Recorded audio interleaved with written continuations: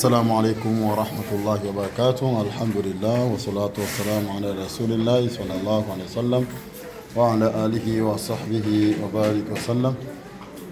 Baada kumshukuru Allah tabaraka wa taala na kumtakia rehema habibi mtume Muhammad sallallahu alaihi wasallam, ama chungu 16 chungu 16 kimeondoka inshallah biidhnillah tabaraka wa taala.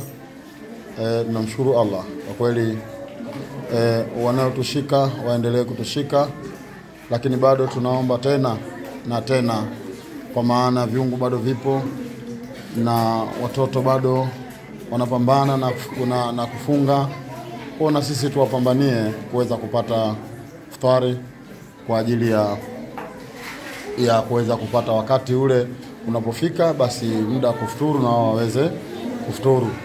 Kwa inshallah biidhnillah tabaraka wa taala, wote kwa jumla wenu, yote mwenye kuona klipu hii, bado tunahitaji msaada wenu wa hali na mali, ikiwemo mavazi ya watoto hawa, lakini pia mambo ya daku na mambo ya mboga. Tunaomba inshallah kila mwenye kupata klipu hii basi atufikishie na kwa wengine pia.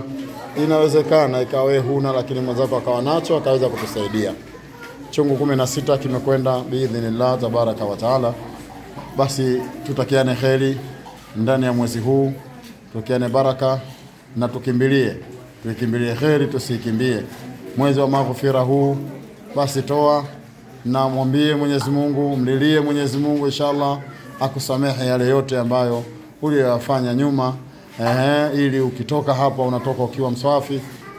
Hiyo itakuwa ni kheri zaidi inshallah. Karibuni mu'min, kituo malezi ya watoto yatima Yombo Vituka, jijini Dar es Salaam. Wabillahi tawfiq. Assalamu alaikum wa rahmatullahi wa barakatuh.